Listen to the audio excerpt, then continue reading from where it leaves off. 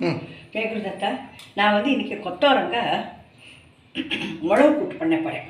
அது எப்படி பண்ணுறதுன்னு சொல்லித்தரேன். இதில் வந்து ஒரு ஸ்பூன் உளுத்தம் பருப்பு, அரை ஸ்பூன் கடலைப்பருப்பு, இது பெருங்காயம், இது வந்து மிளகா வத்தல், துளியூண்டு ஜீரகம், இது வந்து கொத்தவரங்காயை இவ்வளோதான் வேக வச்சு வச்சுருக்கேன்.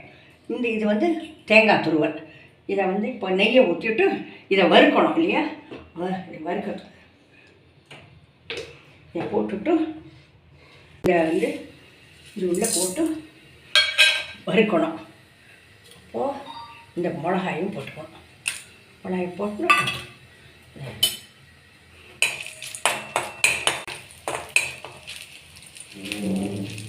இந்த தேங்காய் துருவலை போடணும்.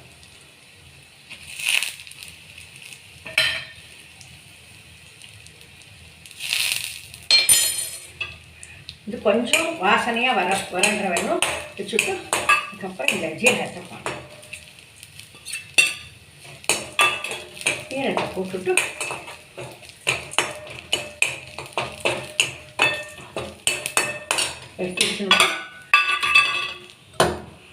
இதுக்கப்புறம் இதை அரைக்கணும். அப்புறமா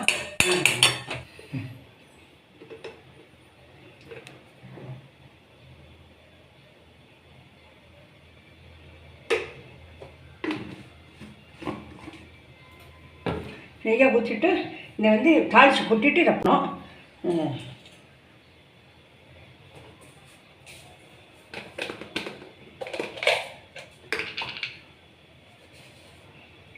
இதுக்கு கடுகு மாத்திரம் போட்டால் போகிறீங்க. ஏன்னா இது இருக்குது, அதிலே உளுத்தம் பருப்பு போட்டிருக்கேன், கடலைப்பருப்பு போட்டிருக்கேன், எல்லாம் போட்டிருக்கேன்.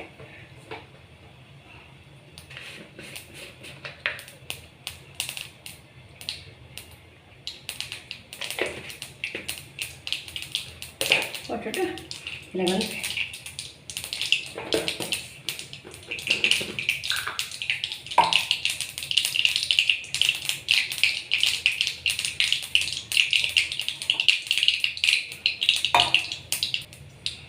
இந்த கடுகு வடிச்சு விட்டு இந்த கடுகு வடிச்சதுக்கப்புறம் இதில் போட்டோம்.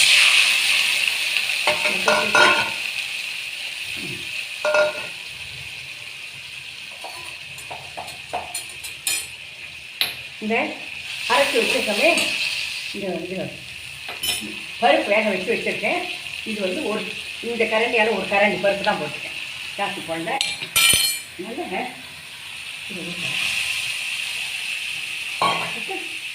இந்த பருப்பு வச்சுருந்தேனே இதெல்லாம் அரைச்சி இப்போ வந்து பண்ணிட்டுருக்கேன்.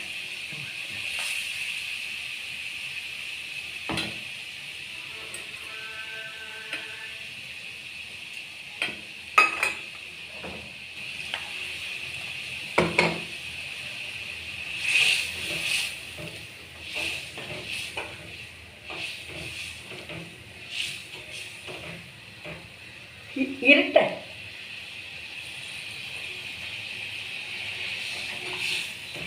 இப்போ இதை வந்து கொதிச்ச உடனே ஒரு கொதி வந்தாக்கா போகிறோம், இறக்கி விடலாம்.